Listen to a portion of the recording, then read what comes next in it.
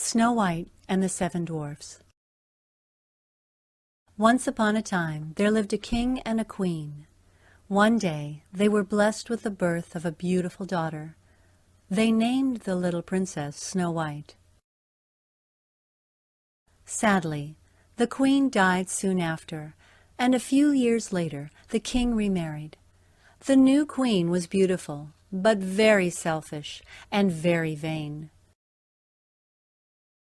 She had a magic mirror, and she would often ask it, "Magic mirror on the wall, who is the fairest of them all?" "You, O queen," the mirror would reply. And hearing this, the queen would smile with pride.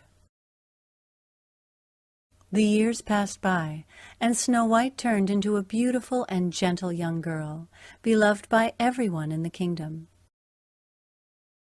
One day the queen spoke to the mirror as usual, but the answer was different this time. "Magic mirror on the wall, who is the fairest of them all?" "You, O queen, are most fair, but Snow White is the fairest of them all." The queen could not believe what she had just heard, and she quickly decided that Snow White must die. The queen called her royal huntsman and ordered him to take Snow White into the forest, kill her, and bring back her heart to prove that she was dead. The huntsman was horrified. He loved the little princess and did not want to kill her. He took Snow White deep into the forest and told her, "Beware of your stepmother. She commanded me to kill you, but I can't, and I won't. Run away and escape deep into the forest and never come back." The huntsman left poor Snow White alone and brought the queen the heart of a wild boar. The queen was very happy seeing the heart, and she believed that poor Snow White was dead. "Now I'm the fairest of them all," she laughed. Meanwhile, Snow White ran as far as she could until she came to a cottage hidden deep in the forest. Since it appeared to be empty, she pushed open the door and went inside. The house was very small, but inside there was a very big mess. Quickly she dusted and cleaned the house and started to make dinner, but since she was so tired, she went off to take a nap. Later that day, the seven dwarfs who lived in the cottage entered inside, and they couldn't believe their eyes. Their home was clean and spotless. "Who could have done this?" they asked. They looked around. Dinner was cooking in the oven, and the table was set. They peered into the bedroom, where they saw the beautiful princess asleep. Just then Snow White woke up to find 7 little men standing by her bedside. "Don't be frightened," they told her. "How did you find this place?" they asked. Snow White told them her story. The 7 dwarfs were angry to hear the tale she told. "You must stay here with us," they said to her. She was very happy to have found a safe place to live, and the dwarfs were happy to have someone agree to keep their house clean. Very soon, Snow White forgot all about the wicked queen as she and the 7 dwarfs started living a good life together. In the meanwhile, the queen herself was living happily too, until one day she thought about the magic mirror. Once again she asked it, "Magic mirror on the wall, who is the fairest of them all?" "Snow White, who lives with the 7 little men, is the fairest of them all," the magic mirror replied. When she heard this, the queen went mad with rage. The huntsman had tricked her, but this time she would take no more chances. She disguised herself as an old beggar woman and went to the dwarf's cottage at a time when she knew Snow White would be all alone. The wicked queen knocked on the door. When Snow White opened the door, she only saw a beggar woman standing there. "Try one of my apples, little girl. They are the most wonderful in the world. said the beggar woman. Snow White took one of the apples from the beggar woman's basket. When Snow White looked at the apple, she couldn't resist taking a bite of it. But as she did so, she immediately fell down dead. The apple was poisonous. "Nothing but a kiss from your true love can save you now," laughed the queen as she returned to her castle. When they arrived home, the dwarfs tried everything they could to make Snow White come back to life, but it was of no use.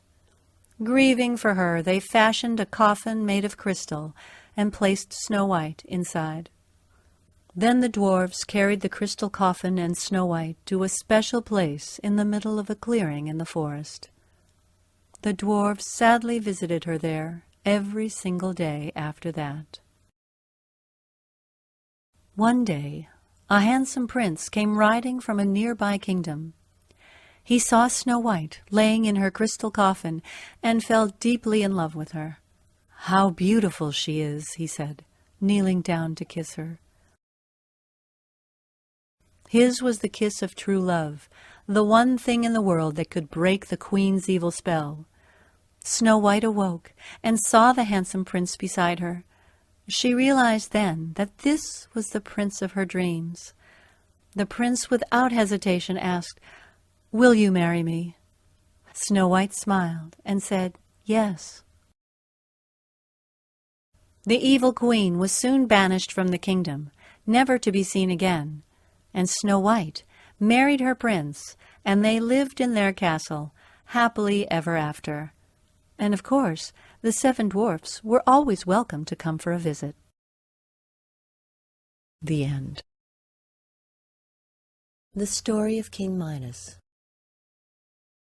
Once upon a time there was a king named Midas. He lived in his castle with his little daughter, who was named Marigold. King Midas was very, very rich. It was said that he had more gold than any other king in the world, yet he always craved for more and more. The king grew so fond of his gold that he loved it better than anything else in all the world. One day, while he was in his chambers admiring his gold, a fairy stood before him. "Midas, you are the richest man in the world," said the fairy. "There is no king who has as much gold as you."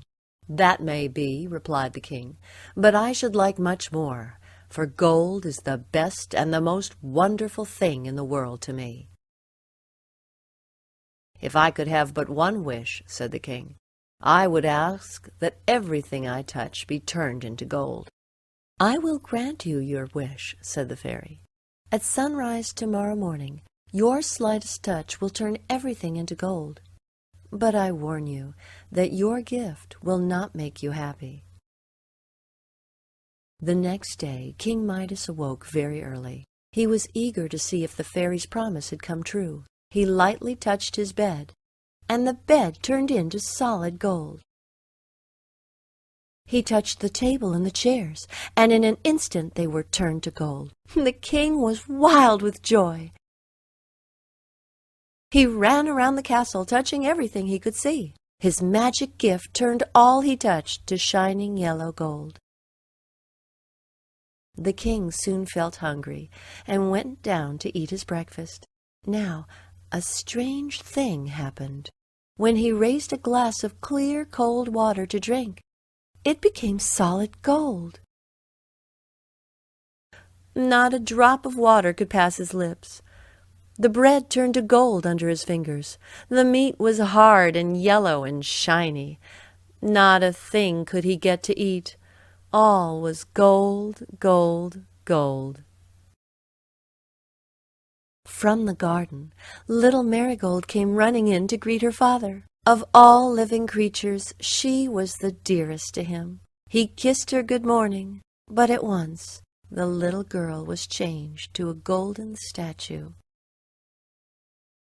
A great fear crept into the king's heart, sweeping all joy out of his life. In his grief, he called out to the fairy who had given him the gift of the golden touch. "Oh, fairy," he begged, "take away this horrible golden gift." In a moment the beautiful fairy was standing before him. "Are you sure that you no longer wish the golden touch?" asked the fairy. "I'm sure," said the king. "I no longer think gold the greatest thing in the world." The fairy quickly reversed the spell, and everything came back to normal. King Midas learned his lesson and was never greedy again. The end. The Story of a Wolf in Sheep's Clothing. Once upon a time there was a shepherd who would take his flock of sheep to a valley to pasture on some fresh green grass. One day a hungry wolf was passing by. He saw the sheep and thought to himself, "How delicious those sheep look! I need to eat some of them." The wolf began to silently creep his way into the middle of the flock. But as he did so, the shepherd's dogs noticed him there and chased him away. The wolf next decided to climb up a tree and wait for a chance to surprise the sheep. He saw one little lamb grazing away from the flock, and he jumped on him. Luckily, the shepherd saw the wolf just in time and hit him with his staff, and the wolf ran away as fast as he could. The wolf was getting frustrated when he found a sheepskin by the side of the road. He decided to put the skin on and walked back into the valley where the shepherd stood with his flock. When the shepherd saw the wolf dressed in sheep's clothing, he gave him a tender look, thinking the wolf was one of his own sheep that had wandered away from the flock. So the shepherd welcomed him among the other sheep. The wolf couldn't believe his luck as he stood there amongst the sheep for the remaining daylight hours as if nothing was amiss. At sunset, the shepherd led his flock back home, locked them all in the pen for the night, and went to sleep. Finding himself alone with all the flock, the wolf removed the sheep's clothing and began to attack and eat all of the sheep who could do nothing to stop him. After he ate every last one, the wolf ran away. In the morning, the shepherd was in despair to see that all of his sheep had been eaten. He also found the sheepskin, which had so cleverly disguised the wolf, lying on the floor.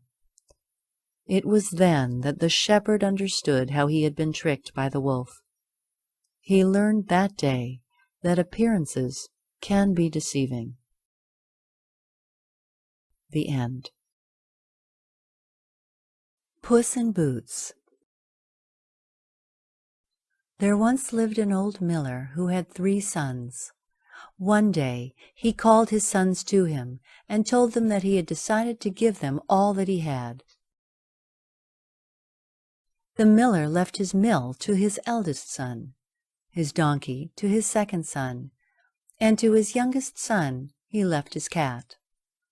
The youngest son grumbled as he walked away. "My brothers got valuable things, and all I got was this useless cat." "Master," purred the cat, "I'm not useless. Just give me a sack and a pair of boots, and you'll soon see how useful I can be."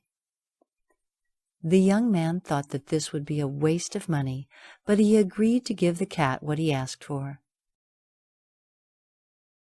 The cat put on the boots, took the sack, and went to the woods. He put fresh leaves in the sack, left it open, and hid behind a bush. Soon a rabbit came out and hopped into the sack to eat the leaves. The cat leaped out and grabbed the sack. Slinging it over his shoulder, he then marched off to the king's palace. The cat bowed low before the king and said, "Your Majesty, I bring you a gift from my master. the Marquis de Carabas. The king was very pleased at this.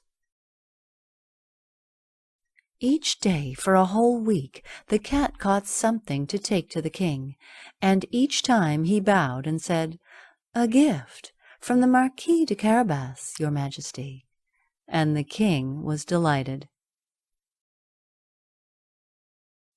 One morning, when the cat knew that the king was out driving in his carriage with his beautiful daughter, he ordered the miller's son to take off his clothes and to jump into the water. "When you hear the carriage, shout and splash as if you were drowning," the cat said. The miller's son did as he was told. When the king's carriage came near the lake, the cat ran up to it, shouting, "Help! Help! My master, the Marquis de Carabas, is drowning!" The king stopped the carriage and ordered his servants to save the man in the water. When the miller's son was safely back on the bank, wrapped in a cloak, the cat said, "Your Majesty, thieves have stolen the Marquis de Carabas's clothes." The king immediately sent his servants to the palace to get splendid new clothes. The miller's son put them on, and he looked most handsome. The princess herself was quite impressed. "You must ride in my carriage," said the king. "We'll drive you to your home." While the miller's son settled himself in the carriage, the cat ran on ahead and told all the farmers on the road, "The king is coming. When he asks who owns this land, please say it belongs to the Marquis de Carabas." The farmers all agreed. As the carriage reached the fields, the king called out, "Who owns this land?" And the farmers did as the cat had requested. "The Marquis de Carabas," they replied, and the king was astounded. The cat ran on until he came to a magnificent castle. In it lived a fearsome and magical ogre. The cat pushed open the door and strode in. "What do you want?" growled the ogre. The cat purred. "I've been told that you can turn yourself into any animal you like, but I don't believe it." At once the ogre turned himself into a huge lion and said, "Now do you believe?" The cat calmly said, "That's very impressive, but I bet you can't transform yourself into something really small, such as a mouse." As the ogre transformed himself into a mouse, the cat quickly leaped on and ate him, just as the king's carriage arrived at the castle's door. The cat received the king at the door. He bowed and mewed. "Welcome to the castle of the Marquis de Carabas. Please come in." The king gazed awestruck at the castle and all the land and farms around it. "The Marquis de Carabas must be very rich. I believe he would make an excellent husband for my daughter." Now, quite used to being the Marquis de Carabas, the miller's son and the princess were soon married, and they lived happily ever after in the castle. As for the cat, he also lived with them in the castle, and never had to chase a mouse again. The End. The Story of Jack and the Beanstalk. Many years ago there lived a woman and her only son Jack. They were quite poor, and one day the woman found that she had no money left with which to buy food. All they had left was an old cow, so the woman sent Jack to take the cow and sell her at the marketplace. "Make sure you get a good price," she told Jack. On his way to the market, Jack met a strange little man. "Where are you going with that cow?" the man asked. "To the market," Jack replied. "I'll buy her," said the man. I'll give you these 5 magic beans for your cow." Jack had never seen magic beans before, so he quickly agreed and hoped that these magic beans would make everything better for himself and his mother.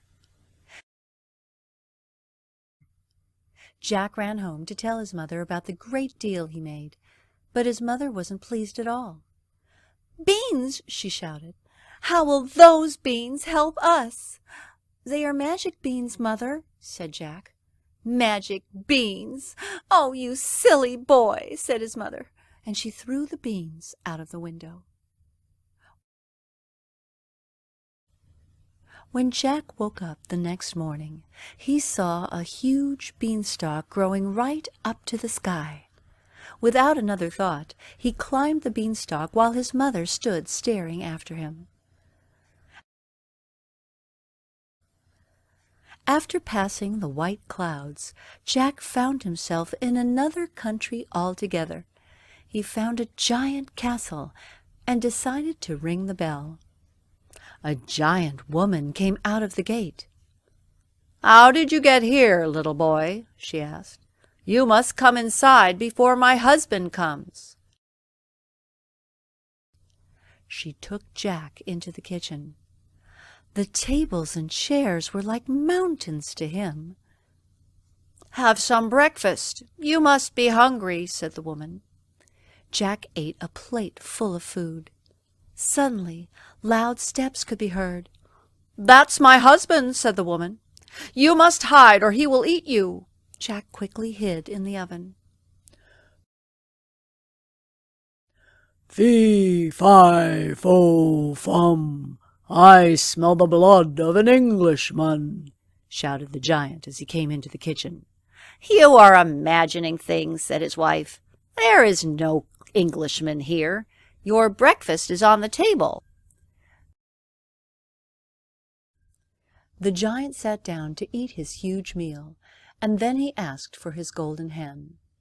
From his hiding place, Jack could see that the hen laid an egg of solid gold every time the giant asked her to do so.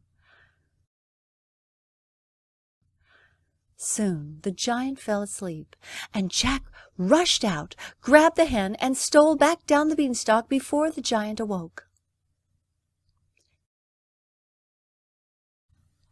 Jack's mother was very relieved to see him, and they lived well for a time by selling the golden eggs. But the beanstalk was still there, tempting Jack. One day, Jack climbed the beanstalk again.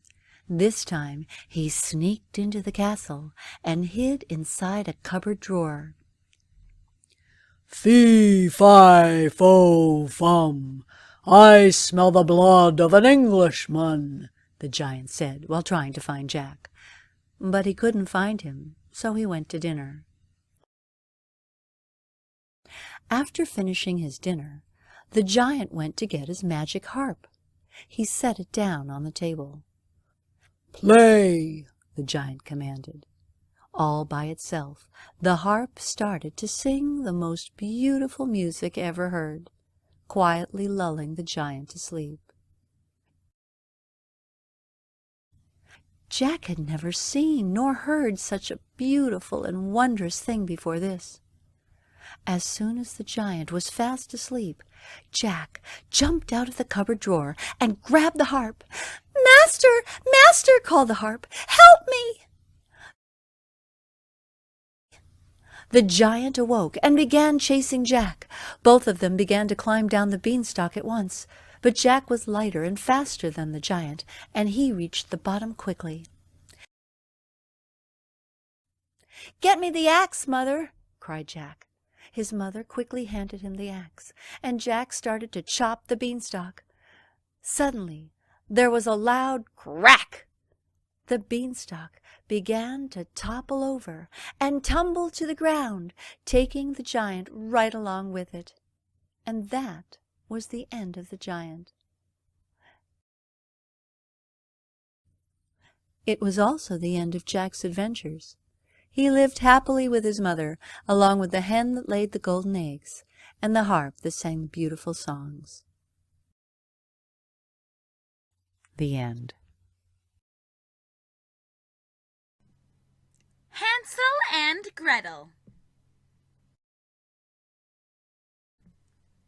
On the borders of a dark forest far away, there once lived two children named Hansel and Gretel. They lived with their father, who was a woodcutter, and their stepmother. They were very poor, and sometimes they didn't have enough to eat. When winter came, the food was very scarce. The stepmother, who hated Hansel and Gretel, suggested to her husband, "We must get rid of the children. Tomorrow we will take them into the woods and leave them there. They will never be able to find their way home." "Oh no," said the father. "I could not leave them there to starve." "We shall all starve together if they stay with us," answered the wife. "So it will come to the same thing in the end."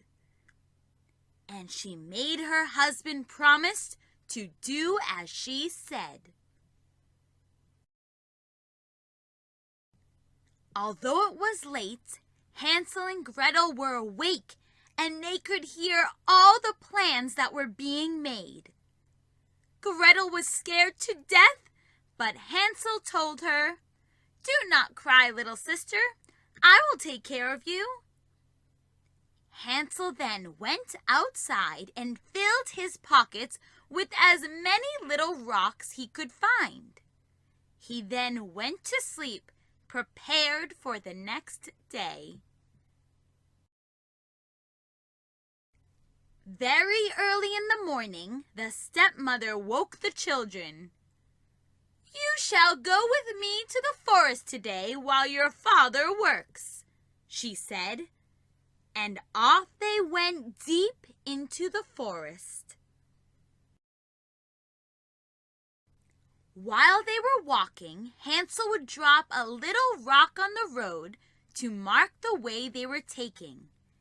They were already very far away from home when the stepmother told the children, "We need to light a fire. Go and find as many sticks as you can."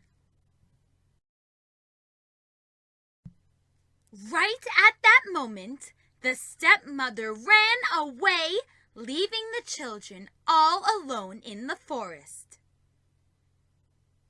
But Hansel told his little sister not to worry. They would simply follow the trail of rocks he had left behind to find their way home again. The stepmother was so angry to see the children coming back home. She decided to quickly take them back into the forest. She gave a slice of bread to each of them, and off they went. But this time, Hansel didn't have enough time to collect more rocks. On their way to the forest, Hansel would drop small breadcrumbs to mark the route they were taking. They were very far away from home, and the night was falling. The stepmother managed to sneak away from the children, leaving them all alone once again. Hansel wasn't worried. He told his sister, "I'll easily find our way home as I marked the road with breadcrumbs." But Hansel quickly discovered that the birds had eaten every crumb. So the children were lost and very hungry.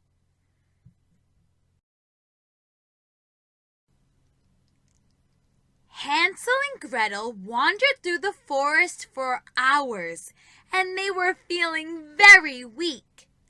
Suddenly, they found the most wonderful cottage they had ever seen. It was built entirely of gingerbread and decorated with cookies. The windows were made of transparent candy and the steps of toffee. Hansel and Gretel took a piece of gingerbread in one hand and a pane of hard candy in the other, and sat down on a toffee step to enjoy themselves.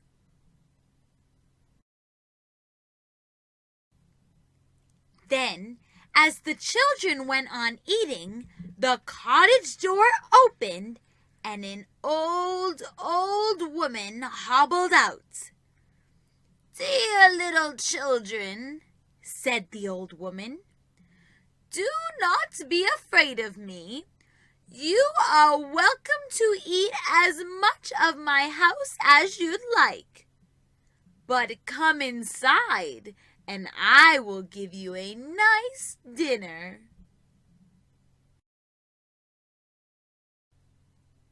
The children went in, and they had pancakes and apple tarts.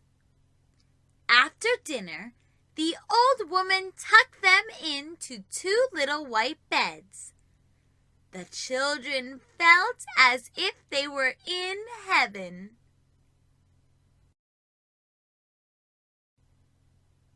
Although the old woman seemed so kind, she was actually a wicked old witch who loved to catch fat little children to eat them.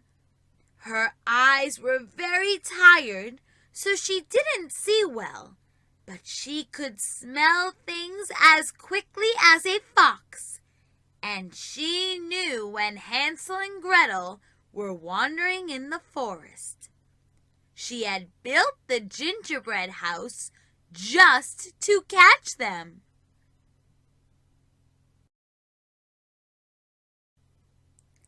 Early the next morning, the old witch quickly put Hansel in a cage, and then she shook Gretel roughly by the shoulder. "Get up, you lazy little girl," she cried. "You must light the fire and fill the big pot with water, and help me make breakfast. I have shut your brother up in a cage, and I am going to fatten him until he is plump enough to cook him for my supper." So poor little Gretel was obliged to do as the old witch told her. So Hansel was fed only sweets for every meal. And every day the old witch would go to the little iron cage to say to Hansel, "Little boy, put out your finger so that I may see how fat you are growing." Hansel knew that the old witch could not see well, so he poked out a chicken's bone instead of his finger. Every day when she felt it, she grumbled fearfully because he never seemed to grow fatter.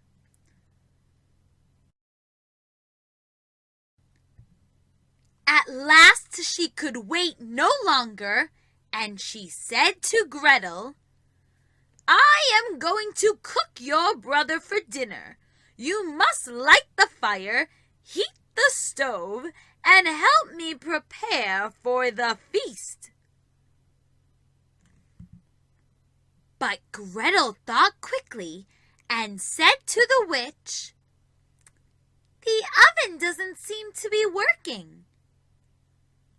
"What nonsense!" said the witch. "Let me check." The old witch poked her head inside the oven. Quickly, Gretel ran behind and with all her might gave a sudden push. The old witch went head first into the oven. Gretel slammed the door shut and fastened it tightly. Next, she found the key of Hansel's cage and ran quickly to let him out. Hansel and Gretel threw their arms around each other and danced with joy. Then, hand in hand, they set out once more to try to find their way home. And they were very glad to leave the witch's cottage behind. After some time, they found their home. They also found their poor father, who was overjoyed when the children rushed into his arms. He had sent his mean wife away and had been looking for them for quite some time now. They were reunited again, and they all lived forever in great happiness. The end. The Miser. There once lived a miser who worked all day long just to make more and more money.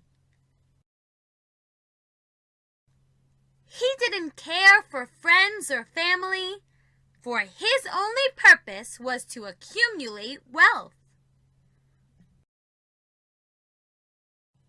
The miser loved his money so much that he did not want to keep it hidden in the bank where he could not see it. He spent his fortune on a big lump of gold so that he could admire it. The miser, afraid that someone might steal his gold, decided to bury the lump in a hole in the ground by the side of an old wall. But he loved his gold too much to be away from it. Every day he would visit the old wall simply to look at the ground where the gold stood still. Two men who worked nearby the old wall spotted the miser's constant visits and wondered, "Why does he come here so often?" They soon decided to dig into the ground, and they found the lump of gold. The two men took it and ran away. The next day, the miser found that the gold had been stolen and began to tear his hair out and make loud lamentations. "Oh, my gold! My gold has been stolen!" A man nearby saw the miser overcome with grief. After learning what had happened, he took a big stone and said, "Do not worry, old man. Take this rock, put it in the hole, and fancy that the gold is still there." "Are you joking with me?" the miser said. "Understand that the rock will do exactly the same service as the gold," the man replied. "For when the gold was there, you also didn't make the slightest use of it." The miser understood what he was told. After all, A possession is only worth the use we make of it. The end. The Elves and the Shoemaker. There was once a shoemaker who was very honest and worked very hard, but still he could not earn enough money to live. One day, all he had was gone, except for just enough leather to make one pair of shoes. He decided to go to bed and rise early in the morning to make the shoes.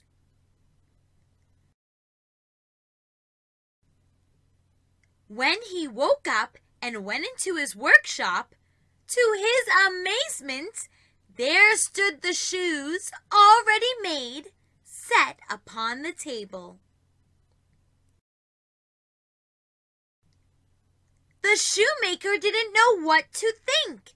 He looked at the workmanship. There was not one false stitch. It was quite a masterpiece. Later that day, a customer came into the shoemaker's workshop. The shoes suited the customer so well that he was willing to pay a price higher than usual for them. With the money, the shoemaker bought enough leather to make 2 pairs more. He went to bed and decided to work on the shoes the next morning. But he was saved all the trouble. When he woke up in the morning, the work was already done. Soon the customers came to the workshop and paid him handsomely for his goods. Again, he bought enough leather for 4 pairs more. This time the shoemaker decided to find out just what was happening. He left a candlelight burning and hid himself behind a curtain in a corner of the room and waited. As soon as it was midnight, in came 2 little dwarfs in ragged clothing. They sat upon the shoemaker's bench and began to ply, stitch, wrap, and tap their little fingers. The shoemaker was amazed.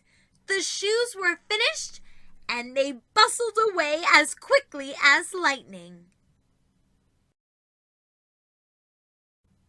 The next day the shoemaker thought, "These little elves have saved me from poverty. I should thank them." He decided to make each of them a shirt, a coat, and a little pair of shoes. At the end of the day, the shoemaker left the clothes on the table instead of the leather. He hid behind the curtain to watch what the little elves would do. At midnight, in they came, dancing and skipping and hopping around the room. They went to sit down to do their work as usual, but when they saw the clothing lying for them, they laughed and chuckled and seemed mighty delighted. Next, they dressed themselves in the twinkling of an eye and danced and capered and sprang about, as merry as could be, till at last they danced out the door. The shoemaker never saw the elves again, but all was well with him from that time forward. He knew he had much to thank those little elves and never forgot the kind things they did for him. The end. The Story of the Most Beautiful Princess. Once upon a time, in a distant land, there lived a king with his beautiful daughter. She was considered to be the most beautiful princess in the world. The beautiful princess still had no husband, and the king decided it was time that she found someone to marry. But the princess only wanted to marry a man that was prepared to give her everything. So she convinced her father only to let her marry the man who would give her the biggest present.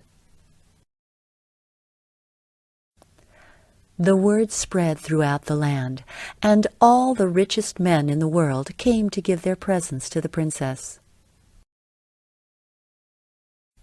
There was a big ceremony in the city garden, where all the people came to see who their beloved princess would choose to be her husband. A rich merchant from France came to the princess and said, My dear princess, I would like to offer you 1,000 beautiful dresses made by the finest tailors of France. But the princess didn't seem to be very impressed. Then came the Prince of Spain, who said, Princess, I bring you 1,000,000 gold coins. Please, marry me. But the princess just looked at the gold and yawned.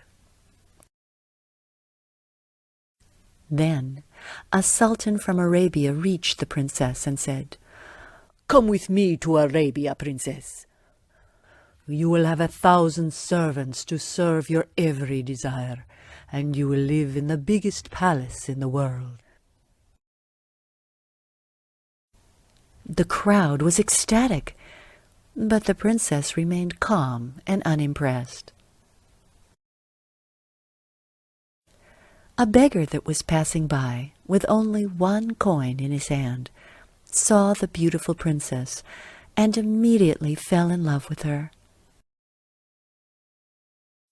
He approached the princess and offered her his only coin. The king's guards grabbed the man for even daring to come near the princess, but the princess cried out, Please, let him go. This is the man I want to marry, she said to everyone's surprise. The other contenders quickly asked, But why, O princess? We gave you so much more, and this man only gave you 1 coin. We do not understand. It's true, the princess replied. You all gave me wonderful gifts, yet that is normal for you that have much. But this man gave me everything he has in all the world, and that proves that he truly loves me. The beggar and the princess got married, and lived happily together for many years to come. After all, it's not the cost of the present that matters, but the love and effort that's behind it. The end. The Story of the Snake and the Woodcutter. Once upon a time there was a woodcutter who lived in a cottage in the forest with his wife and his 2 beautiful daughters. One cold and windy winter morning, when he was going to the woods, he saw a snake lying on the path ahead of him.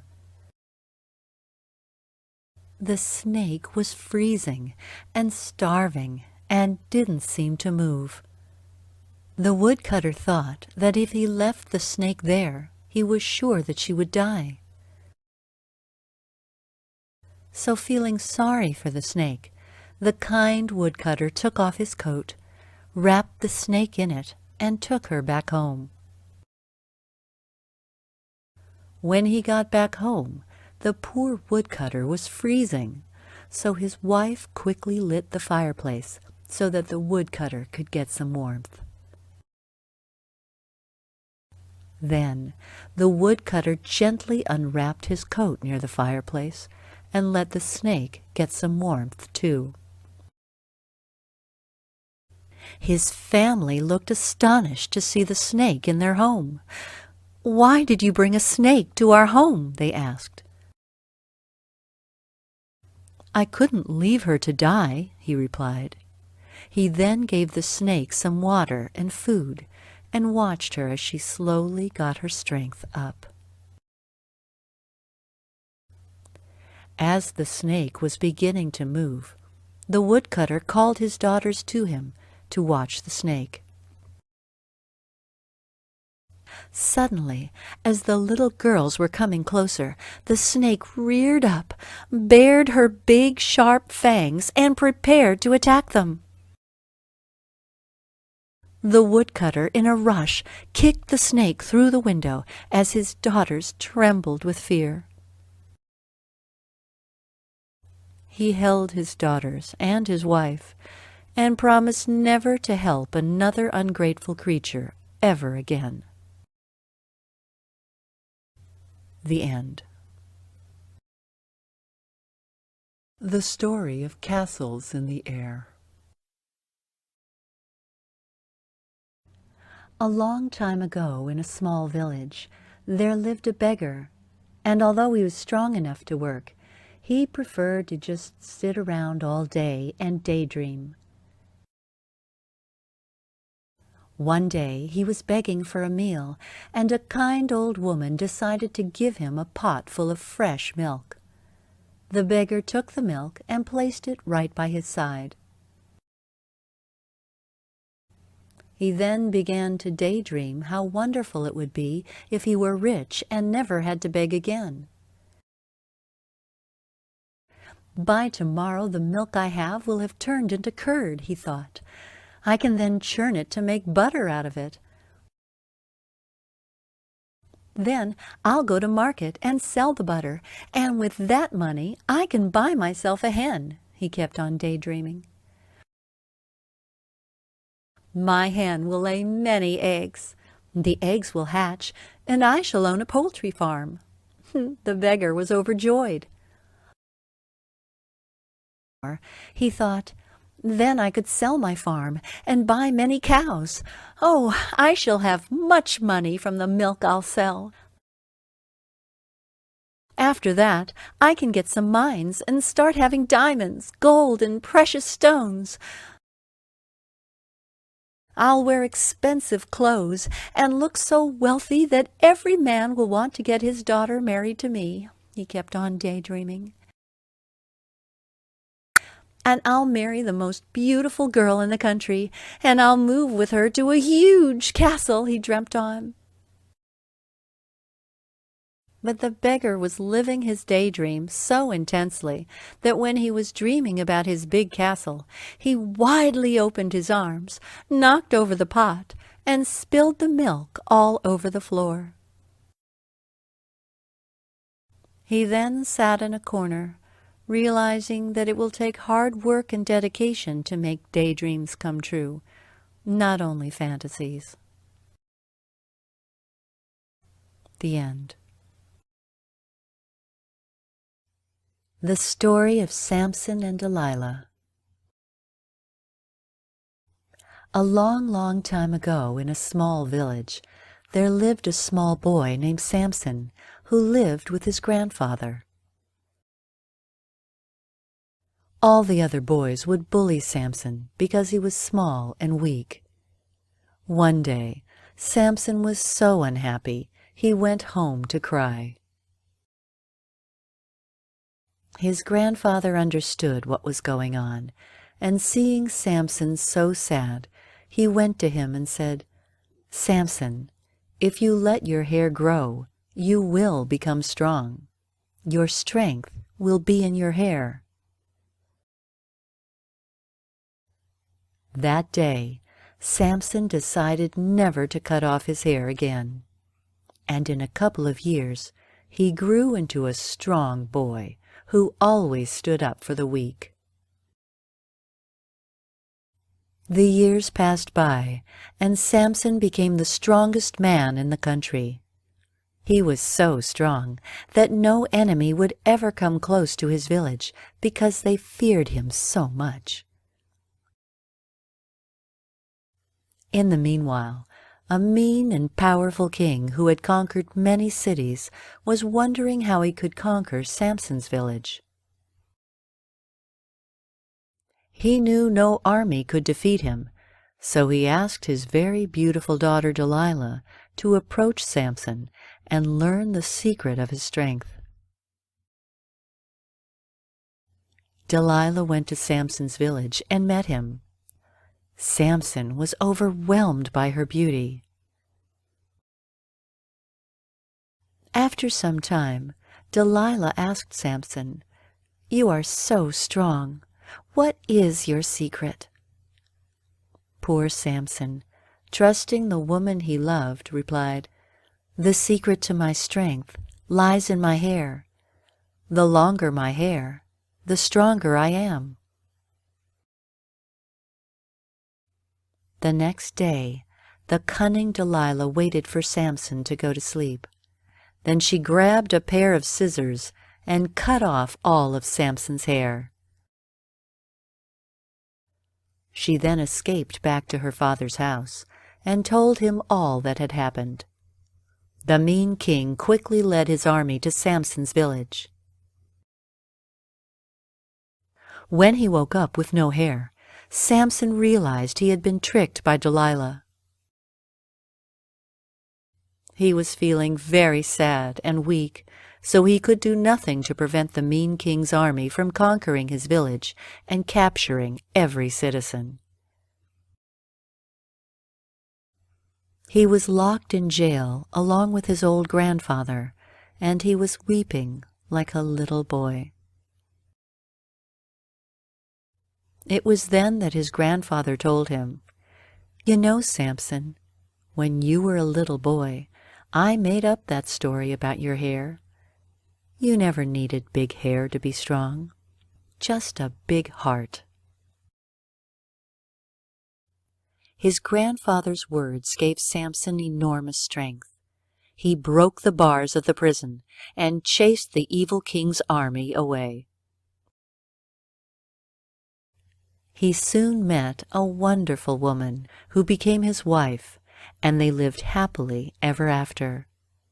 And he never ever needed to let his hair grow again to feel strong and courageous. The end. The Story of the Prince with Donkey Ears. Once upon a time, there lived a king and queen who were very unhappy because they couldn't have any children. They decided to go deep into the woods and meet the three fairies: the beautiful fairy, the intelligent fairy, and the wise fairy. After listening to the king, the fairies decided to grant him the wish of a son. The beautiful fairy said, "My wish is that your son will be the most handsome of all men." Then the intelligent fairy said, "My wish is for your son to be very, very smart." Then came the wise fairy, who said to everyone's astonishment, "And my wish for the prince is for him to have the ears of a donkey." And then the three fairies disappeared.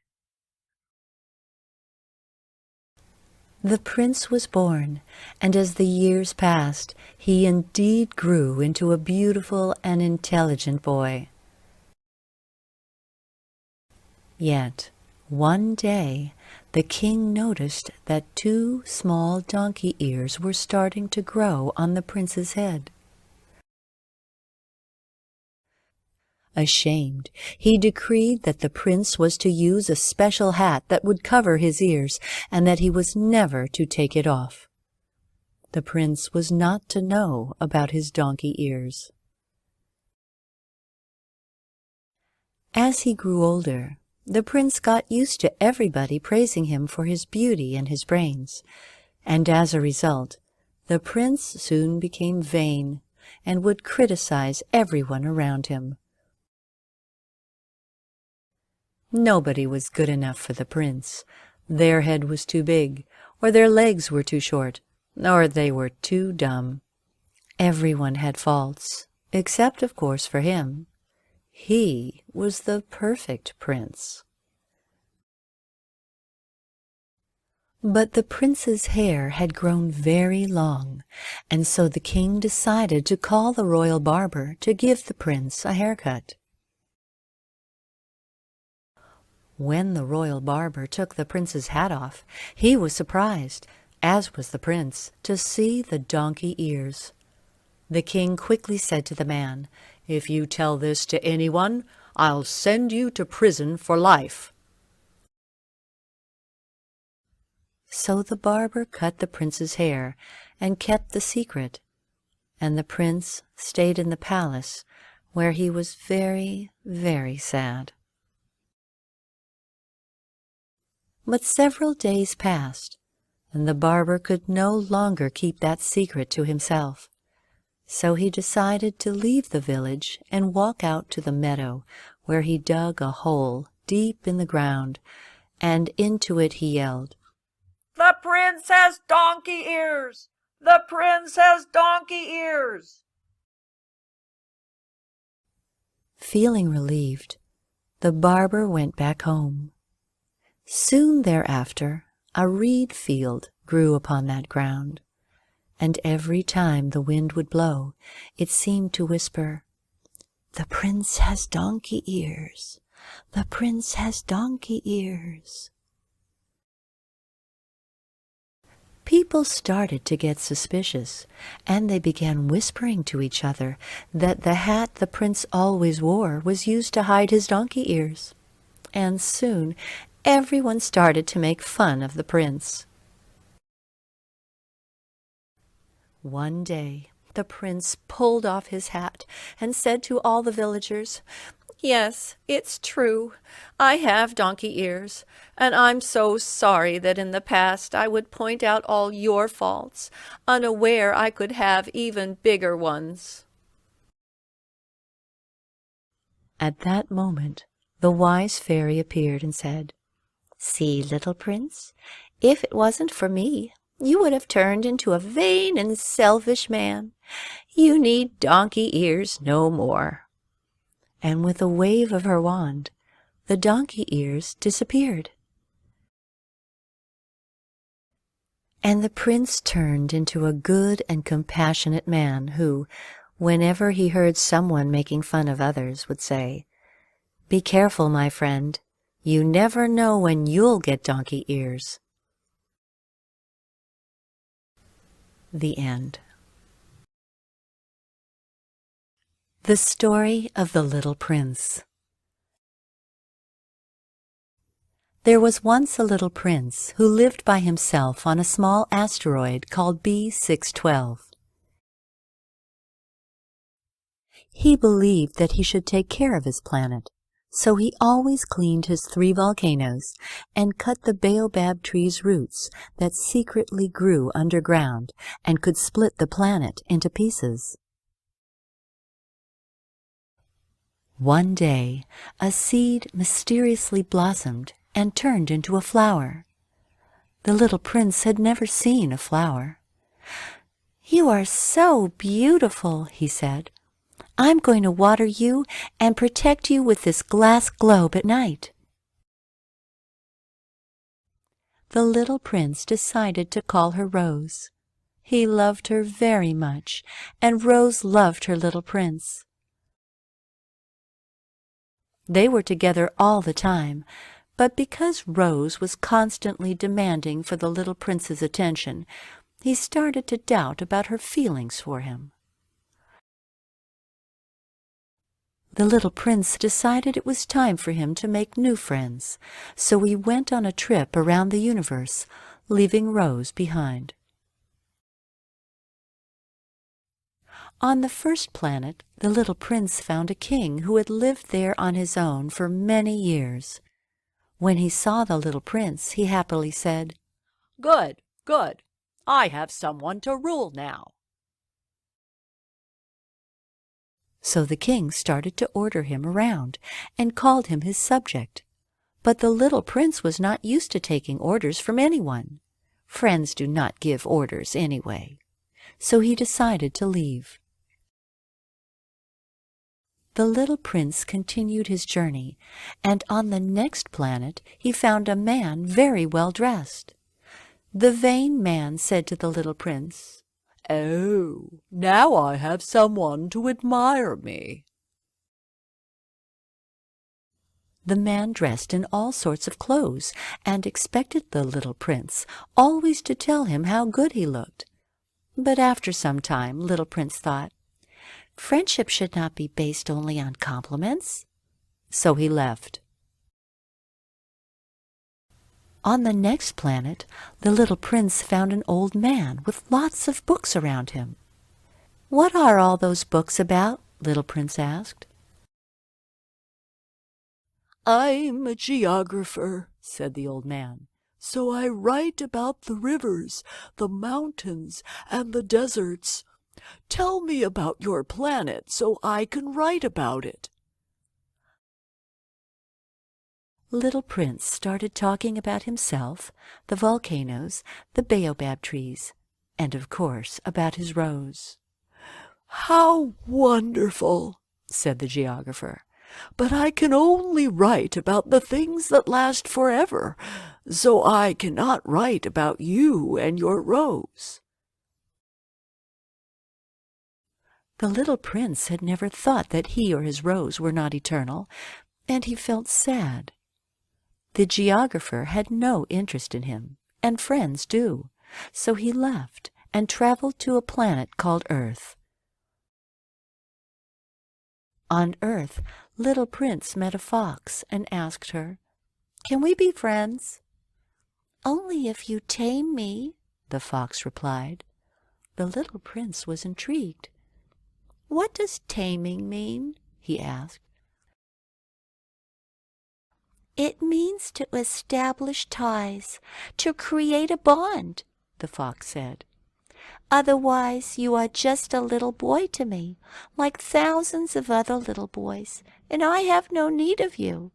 And you, too, have no need of me, for I am just like any other fox." "I'm beginning to understand," said the little prince. "There is a flower. I think she has tamed me. I miss her a lot." So the little prince realized that even though his flower was so proud and temperamental, she was unique to him and a true friend. "My rose needs me," he thought. So he decided to go back to his volcanoes and to his baobab trees. And when the little prince saw her, he hugged his beautiful rose and said, "I'm responsible for you, and I will be with you forever." The end. The story of Alice in Wonderland. It was a sunny afternoon, and Alice was sitting in the garden with her sister. She was reading a book, but she was so bored. Then she saw a little white rabbit with pink eyes running in front of her. Alice decided to leave her sister and follow the white rabbit. The white rabbit checked his big pocket watch and shouted, oh dear, I'm late." Then, in the blink of an eye, he disappeared down a rabbit's hole. Alice was intrigued and very curious. I must find out where the White Rabbit goes in such a hurry. Alice looked into the rabbit hole, but then she fell down and down. Oh, my goodness! Will it ever end? She thought.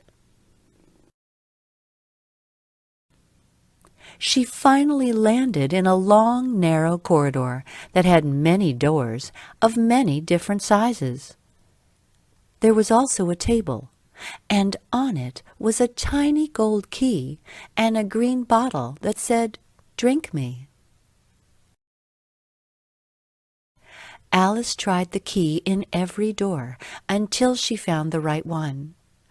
Uh-oh, it's the little door behind the table, and I'm too big to fit. She was almost about to give up when she remembered the little bottle and decided to drink the potion. Alice started shrinking so much that she was almost the size of a doll. She opened the door and quickly ran through it. She found herself in a beautiful garden, and there was the White Rabbit again, shouting, "Oh, my ears and whiskers! How late it's getting! No time to say hello! Goodbye!" And he ran away very fast. Alice followed the path of the White Rabbit, but couldn't find him. Suddenly, a smiling Cheshire Cat appeared on a tree branch and said, "If I were looking for the White Rabbit, I'd ask the Mad Hatter." "Mad Hatter," said Alice. "No, thank you. I don't want to talk to mad people." "Oh, you can't help that. Most everyone's mad here," the cat replied. "You may have noticed that I'm not all there myself." And with that, he disappeared. Alice continued to walk along until she found the Mad Hatter having a cup of tea with the March Hare. The both of them were bunched together at the corner of a large table. "No room! No room!" they cried out when they saw Alice coming. "There's plenty of room," said Alice indignantly, while she sat down in a large armchair. "You can join us if you tell us why is a raven like a writing desk." "I do so love riddles," said Alice. She thought about it a lot, but said, "I don't know. Why is it?" "I don't know," said the March Hare. "I don't either," said the Hatter. "I think you might do something better with the time," Alice said, "than to waste it in asking riddles that have no answers." All of a sudden, the White Rabbit came running and shouted, "I'm late! I'm late!" The Mad Hatter looked at the rabbit's pocket watch and said, "No wonder you're late. Why, this watch is exactly 2 days slow." Then the White Rabbit ran away again. "It would be so nice if something would make sense for a change," thought Alice as she left the tea party and continued to follow the White Rabbit. She arrived at a field full of roses, where the Queen of Hearts was playing croquet, surrounded by her guards. The mallets were flamingos, and the balls were hedgehogs. "Who are you? You look strange. Can you play croquet?" "I'm Alice. Yes, I think I can," she replied. "Play with me," ordered the Queen, "and let me win, or I'll have your head cut off." All of a sudden, the field was full of spectators, and among them were the Mad Hatter, the March Hare, the Cheshire Cat, and the White Rabbit. Alice grabbed a flamingo and prepared to take her shot. Amazingly, Alice hit the perfect shot. The Queen, in anger, shouted, "Off with her head! Off with her head!" And immediately the guards grabbed Alice. Let me go! You're nothing but a pack of cards!" she screamed. Alice's head started to spin, and she began feeling dizzier and dizzier, and then she felt like she was starting to faint, when suddenly Alice felt someone gently shaking her shoulder. "Wake up, Alice. You've been sleeping far too long." It was her sister waking her up. Oh, it was all a dream after all, wasn't it? The end. The Story of the Otters and the Fox. Long time ago in a forest, Mr. and Mrs. Fox lived a happy life. One day, Mrs. Fox said to her husband, "I would love to eat some fresh fish today." "Then I'll go and fish some for you, my darling," Mr. Fox immediately replied. So Mr. Fox went to the river to try and catch some fish. But he had no idea how to do it, so after a couple of hours he still couldn't get any. Just then he saw two otters dragging out a huge fish from the river. They put the fish on the ground and looked at it, wondering on a way to divide it. "I want the half with the head," one of the otters said. "No," the other otter said. "I want the part of the head." And they started to fight. The fox, who was listening to the silly otters, slowly approached them and said, "My dear friends, why are you fighting?" Just as the fox was expecting, the otter said, "Oh, Mr. Fox, we cannot seem to find a way to agree on how to divide this fish between us. Would you help us?" The fox smiled and replied, "Oh, of course. Nothing would make me happier. I'll do my best to be fair." The cunning fox cut off the head and gave it to the first otter. Then he cut off the tail and gave it to the second otter. The otters looked at the body of the fish that stood on the floor and asked, "Now, how do you think we should divide the body, Mr. Fox?" "Divide the body?" the fox replied. "That is my payment for helping you." And he headed home with the best part of the fish.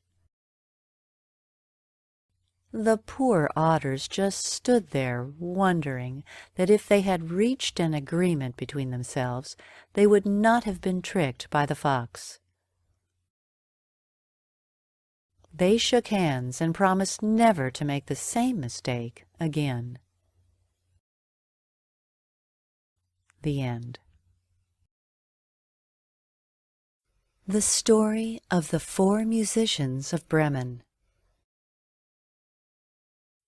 A miller had a donkey, but after many years of hard work, the donkey's strength was fading away, and he was growing more and more unfit for work.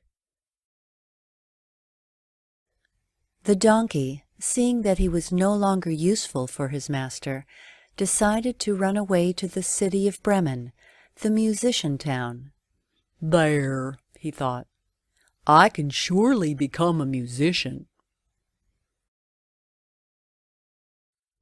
After walking some distance, he found a dog lying in the road.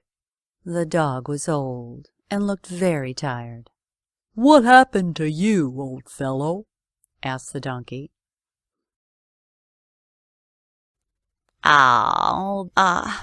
The dog replied. "I am old, and I can no longer hunt, so I am of no use to my master." "Well, I am going to Bremen to become a musician," the donkey said. "Why don't you come with me and we shall form a band?" The idea pleased the dog, and so both the dog and the donkey followed the road to Bremen. After a while, they found a cat sitting in the road, weeping. "Why are you crying?" the donkey asked. You would cry too if you could no longer hunt mice. Because I'm old, my mistress has no more use for me, so I decided to run away, the cat replied. "Why don't you come with us to Bremen?" the dog and the donkey asked. "We're going to become musicians, and you can join our band." Why not? thought the cat, and she joined the three as they continued the trip to Bremen. After some miles, they found a rooster. "What are you doing by yourself?" they asked the rooster. I am getting old, so my mistress was planning to cook me for dinner, so I decided to run away, the rooster said. "Well, you know how to sing, and we are going to Bremen to become musicians. Why don't you come along?" the donkey asked. The rooster agreed, and the four went on together to the road to Bremen. But Bremen was still far away, and it was getting dark. The four friends were tired and hungry, so they decided to find a place to rest. By the road, they found an old house. It seemed abandoned, but as they came close, they saw that there was light inside. They looked through the window and saw a group of thieves sitting by a table that was filled with tasty food and drink. The four friends then decided to make a plan. The dog climbed up on the donkey, the cat held on to the dog's neck, and the rooster flew up to the cat's head. Then they all began to sing very loud and jumped through the window, breaking it. The plan worked. The thieves were scared to death as they thought it was a four-headed monster that was invading the house, so they ran away as fast as they could, leaving all that tasty food behind. The four friends ate so much they completely forgot about the trip to Bremen. They decided, the four of them, to live together in that house, happily ever after. The end. The story of the Pied Piper of Hamelin. A long time ago, there was a very prosperous city called Hamelin, with lots of corn silos along the river. There was just one problem. Hamelin had a plague of rats. There were rats all over the city, in the bakeries, in the shops, in the streets, and in the people's homes. The mayor was being pressured to solve the problem, and so he said, "Good citizens of Hamelin, you may rest assured that what needs to be done is being done." But in truth, he had no clue about what to do. The days passed, and the problem got worse and worse. People started to become angry, and they marched through the streets in protest, shouting, "No more rats! No more rats!" Something had to be done quickly. The mayor gathered all his counselors and tried to come up with a plan. We must dig a huge hole and bury the rats, one suggested. We should get a fearsome cat to eat the rats, another replied. But clearly, none of the suggestions would work. Demoralized, the mayor concluded, "It just can't be done without help." "Why don't we give a reward to the person who can solve the problem?" he suggested. Everyone agreed, so a reward of 1,000 gold coins was offered to anyone who could take the rats out of the city. The following day, a strange man carrying a silver pipe came to Hamlin. He found the mayor and said to him, "For 1,000 gold coins, I will save your city from this plague." "And how do you intend to do that?" the mayor asked. "I will play my silver pipe, and all the rats will follow me to the mountains, where they will stay forever," the man replied. Everyone laughed at the Pied Piper, but the mayor, in desperation, said, "Well, please try. We will give you the reward if you succeed." And so the Pied Piper left the room, promising to come back the very next day. In the morning, the Pied Piper reached the city square. He took a deep breath and started to play a tune, and just as he foretold, the rats came flocking to the square. They came from the mountains, the corn silos, and out of every hole in the city. The Pied Piper started a dance as he wound his way out of the town, and all the rats followed him to the mountains. The people of Hamlin celebrated with great joy and gladness, chanting, "The rats are gone! The rats are gone!" And when he returned, they welcomed the Pied Piper with great joy. "I did as I promised. Now please pay me, and I'll be on my way," the Pied Piper said. But the mayor laughed. "Pay you 1,000 gold coins? All you did was dance around and play that silly pipe of yours." "We'll give you 40 gold coins, and you can think yourself lucky," the mayor said. The Pied Piper left the city without saying a word. The next day, very early in the morning, the people of Hamlin awoke to a melody coming from outside and rushed to see what it was. It was the Pied Piper, playing a different tune this time.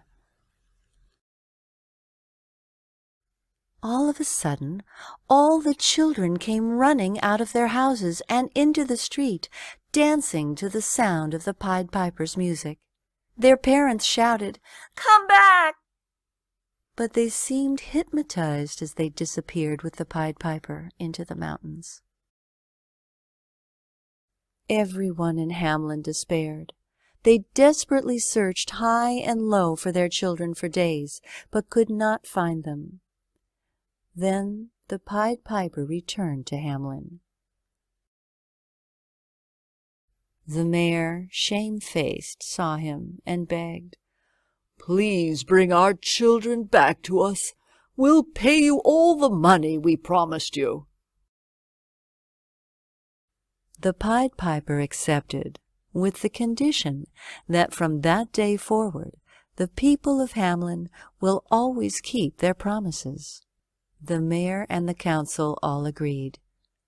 Then the Pied Piper left the council chambers, and stepping into the street once more, began to play another tune. And all the children came running back and into the waiting arms of their parents. Hamlin was happy and prosperous once more, and the townspeople have kept their promises ever since. The end. The story of the princess who never smiled. There was once a princess who never laughed. She didn't even smile, because her father loved her so very much, and because it pained him so to see her like this. He promised that whoever could make the princess smile could marry her. Clowns, jugglers, and all sorts of performers came to the palace, but no matter how much they tried, the princess never smiled. Near the castle lived a very honest but simple and very clumsy young man named Jack. He lived with his mother, and they were very poor. One day, Jack's mother told him to go and seek work. The young man managed to get a job as a helper in an eatery that stood beside the castle, where people gathered to eat and drink together. After the first day of work, the owner of the eatery, by way of payment, gave Jack a dozen eggs, which the young man carried in his arms. Jack was so delighted that he went running happily home. But right in front of the castle, where the princess stood at the window, he tripped, fell on the ground, and broke all of the eggs. The princess saw this, but not a smile did she make. Back home, Jack's mother told him, "Oh, you foolish boy! If you had put the eggs in your hat, you wouldn't have broken them." "Next time I'll do that, Mother," Jack promised. The next day, after a long, hard day of work, Jack was given a piglet as payment.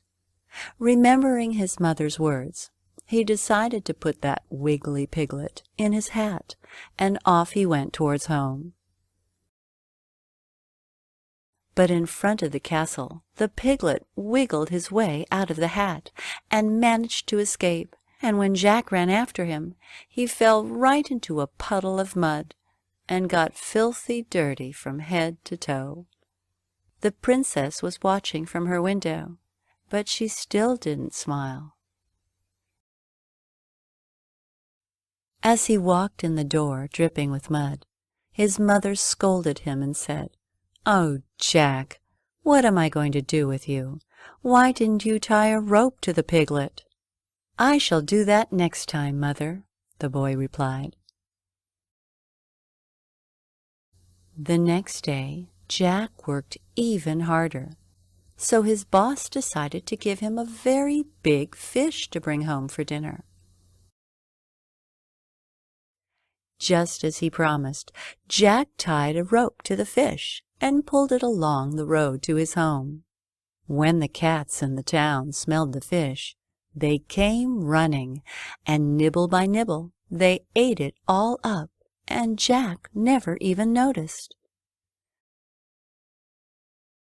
Though this was a funny sight indeed, as he once again passed by the princess with just a spine of the fish tied to the rope, she didn't even smile. "Oh, my foolish boy," Jack's mother told him when he got back home. "Why didn't you carry the fish?" "Next time I will, Mother," Jack promised. The next day, Jack worked harder than ever before, and he was given a cow to take home. He remembered the promise he made to his mother, so Jack got under the cow, lifted her onto his shoulders, and tried to carry her home. Of course, this was quite a spectacle, as Jack would stumble and try to hold on to the cow. The princess, as always, was watching from her castle window, and this time she laughed. She laughed and laughed and laughed. She simply couldn't stop laughing. The king was delighted, and he called for Jack and his mother to come to the palace, where they were received with a big party. Jack married the princess, and they went to live in the castle, where the princess would always laugh with him, and where they both lived happily for the rest of their lives. The end. The story of the adventures of Gulliver and Lilliput. This is the story of a courageous sailor named Gulliver, who lived with his family in a small fishing village where he was very happy. One day, when Gulliver was fishing in the high sea, he found himself in the middle of a terrible storm. There was lightning and thunder and huge waves. Suddenly, a giant wave pushed Gulliver off his boat into the sea. He tried to swim back to the boat. However, he quickly lost consciousness. When he awoke, Gulliver found himself on a sandy beach, but when he tried to get up, he realized he couldn't because he was tied to the ground with hundreds of tiny ropes. He looked around and saw an army of tiny little men standing all around him. Some sat on tiny little horses. Some held tiny little swords, and still others pushed tiny little cannons. Gulliver, with more strength than before, again tried to free himself from the ropes, and this time he swiftly managed to break them. At that moment, 1,000,000 tiny cannonballs were fired against him, but they were so tiny that they just bounced off of Gulliver's chest. Suddenly, a little round man with a crown on his head rode up on a tiny little horse and commanded, "Recharge the cannons and fire again." Gulliver concluded that this little man must be the king, so he gently picked him up and put him in the palm of his hand. "Let me go at once," the little man said. "I'm the king of Lilliput." Gulliver smiled at the king and said, "I wish you no harm, your highness."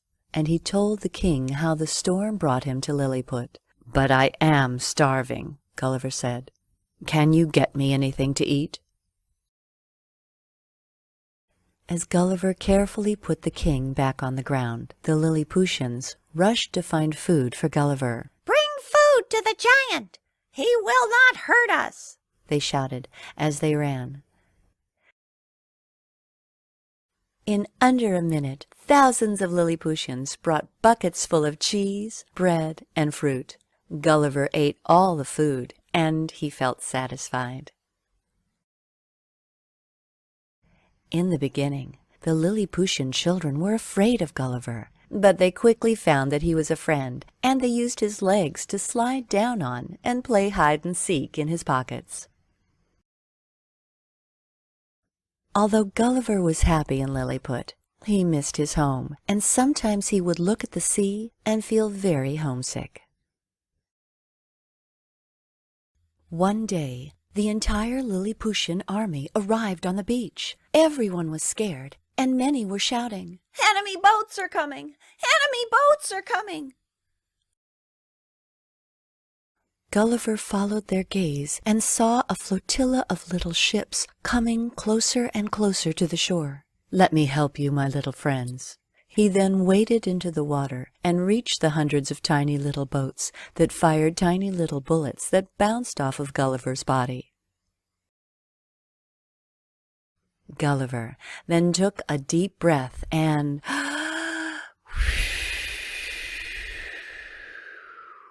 he blew and blew and blew until all the enemy's boats had blown all the way back to where they came from. Gulliver was proclaimed a hero. "Thank you, my friend," the king said. "You saved our country. Is there anything we can do for you?" Gulliver then told the king how much he missed home. "We'll help you," said the king. So all the Lilliputians got together and worked very hard for many days. They cut thousands of little trees and made long, long ropes and sewed dozens of sheets to make a giant sail. They then assembled it all together and called Gulliver. They had made a raft for him. Now he had a way of going back home. Gulliver said goodbye to the Lilliputians and sailed back home to be reunited with his family. Of course, once he got back to his village, no one believed his story. But Gulliver knew his adventure had really and truly happened. The end. The Story of Pinocchio. Once upon a time, there was a carpenter called Geppetto. He lived alone in a humble workshop, surrounded by clocks and music boxes made out of wood, and dreamed about having his own little boy to keep him company. One evening, when he was feeling very lonely, he decided to carve a puppet out of wood. Geppetto was such a fine carver that when he was finished, the puppet almost looked real. "I will call you Pinocchio," he said. "Oh, how I wish you were a real boy." And then, tired Geppetto went to bed. While Geppetto slept, the blue fairy came and gently whispered in his ear, "Kind Geppetto, you have always been so good to everyone. I will grant your little Pinocchio the gift of life." And in a wave of her magic wand, Pinocchio was alive. Look at me! I can talk, I can walk, and I can dance too, said Pinocchio excitedly. Geppetto woke up from all the noise, and much to his great surprise, he found that his wish had come true. "Oh, my little wooden boy, you're alive!" And they started to dance happily around the room together. The very next morning, Geppetto gave Pinocchio some money for books and sent him on his way to school. "Now, Pinocchio, don't stop on your way, but go straight to school," Geppetto told him. Pinocchio was happily walking down the street on his way to school when he met a boy who was playing hooky from school that day. "Where are you going with all that money?" the boy asked. I'm going to buy books and go to school, Pinocchio replied. "Why don't you go and buy candies instead?" the boy slyly suggested. Suddenly, a little talking cricket jumped up on Pinocchio's shoulder and whispered in his ear. "Don't do it, Pinocchio. Don't listen to what that boy says." But Pinocchio didn't care about the talking cricket and went inside the candy shop instead. "Did you get all that money just for candies?" the lady in the store asked Pinocchio. "Oh, yes. My father wanted me to buy them," Pinocchio replied. All of a sudden, Pinocchio's little nose started to grow longer.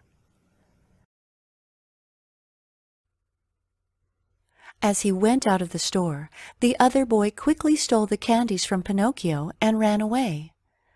Pinocchio had been tricked. The talking cricket saw Pinocchio now had less money than he had before, so he asked, "What happened to the money, Pinocchio?" I lost it," Pinocchio replied, and his nose grew even longer.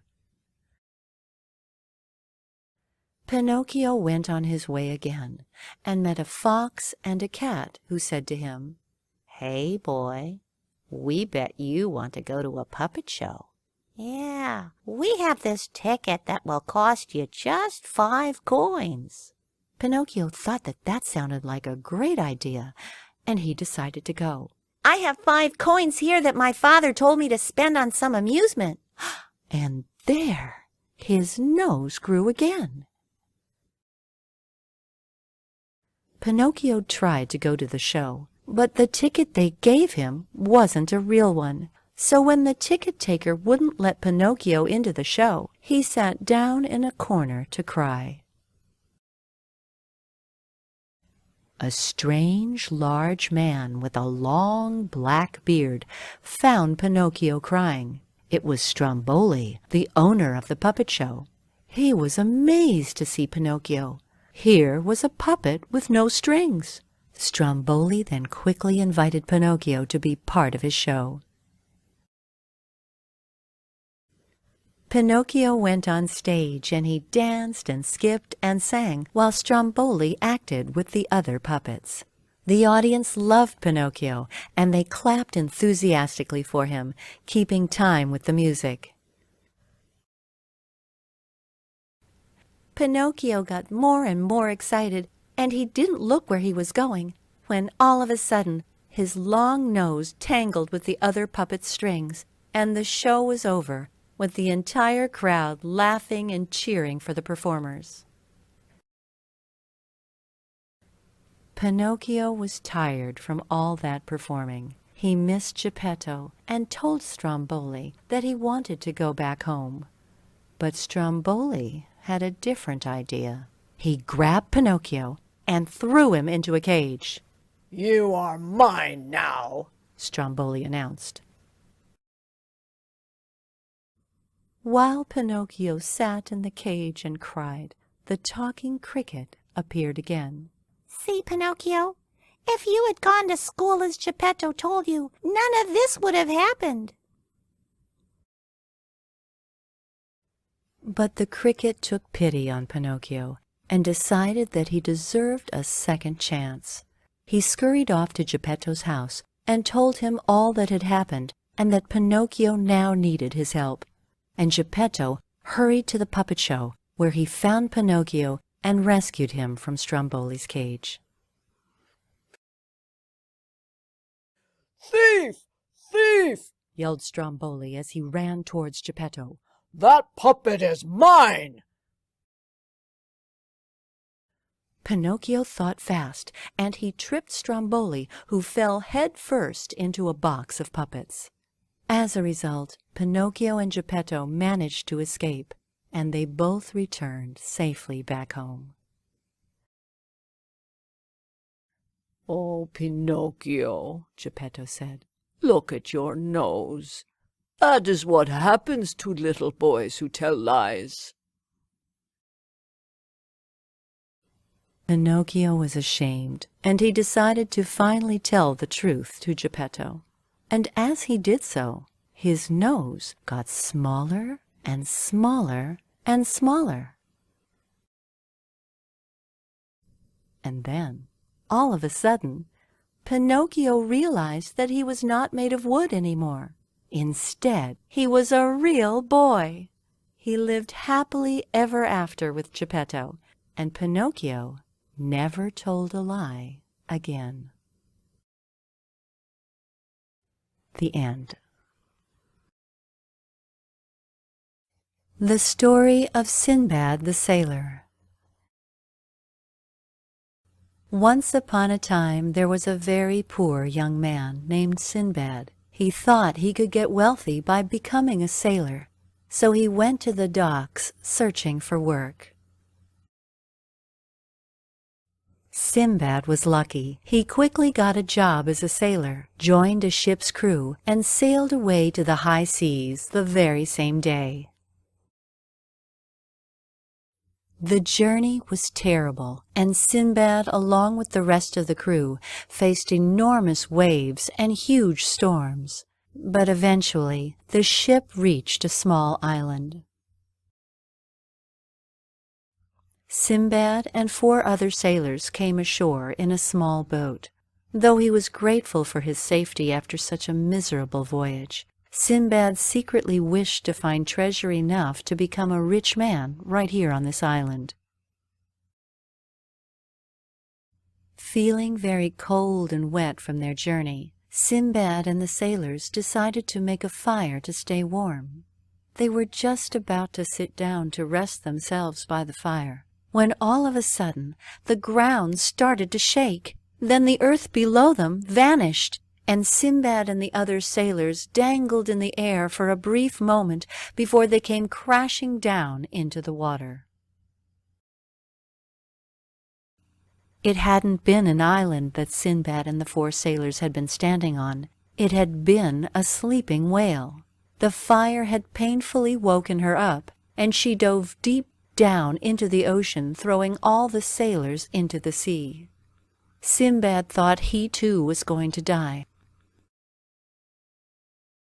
But he was able to grab hold of a large piece of driftwood, and clinging to it, he floated along with the ocean current for days upon days, until eventually he reached the shore of a sandy beach. When Sinbad stepped foot on this island, he didn't see any houses or people, only hundreds of fruit trees, tropical flowers, and colorful birds. He thought that perhaps it was here that he would find some treasure, when in the distance Sinbad spied a large, round, white object shining in the sunlight. "Maybe it's a house with a treasure inside," he thought to himself, and he began walking toward it with great expectation. When at last he reached it, Sinbad realized it was a huge egg. Sinbad had never seen anything like it before. While Sinbad was staring at the egg, a giant bird swooped down from the skies and landed right beside Sinbad. Quickly, Sinbad grabbed hold of the giant bird's claw in hope that the bird might take him back to his city. Startled at Sinbad's touch, the giant bird launched into the air once again, flying high into the sky, and Sinbad clung to the bird's claw for dear life. When he looked down to see how far up he was, Sinbad became very, very frightened, shut his eyes tightly, and held on even tighter than before. It seemed to Sinbad that he and the bird were flying for a very long time, but then the giant bird eventually landed softly on the ground, and Sinbad quickly ran from it as fast as he could. Pretty soon he found himself inside a beautiful city. Sinbad decided to ask the first man he saw how he could get rich, and the man replied, "Our Sultan loves coconuts, and he pays handsomely to those who bring him some." "Well, that sounds easy," Sinbad said. "It's not easy," the man replied, "because all the coconuts are now guarded by wild monkeys that make it impossible to climb the trees to get the coconuts." Sinbad decided that he would try his luck anyway, and went deep into the jungle, where he soon found the coconuts and the monkeys. He started to climb the coconut trees, but each time he did so, the monkeys would jump on him, scratching and biting, and thus preventing Sinbad from getting to the coconuts. It was very frustrating and very tiresome. Then Sinbad had an idea. He began to tease and mock the monkeys, making funny faces at them. This in turn made the monkeys very, very angry, and they began to throw the coconuts at Sinbad. The plan had worked. Sinbad now had lots of coconuts, and he took them to the Sultan's palace. The Sultan was impressed. He had been out of coconuts for many years because of those monkeys, and to show his thanks, the Sultan gave Sinbad a great many jewels in return. Sinbad was now a very rich man. With the help of the jewels, Sinbad bought himself a boat and sailed back to his home, where he lived happily and in great comfort for the rest of his life. The end.